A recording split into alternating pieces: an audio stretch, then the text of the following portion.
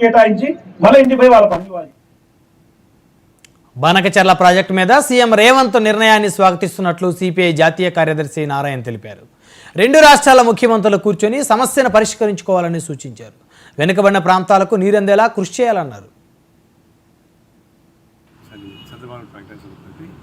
తెలంగాణ ప్రాంతంలో ఒకవైపున రెచ్చగొట్టి పనులు చేసింది.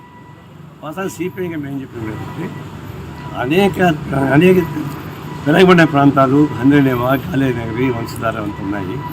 వాటిని కట్టకుండా దీనిలోకి వెళ్తే కాలేయాపడుతుంది అని చెప్పే మాట వాస్తవం.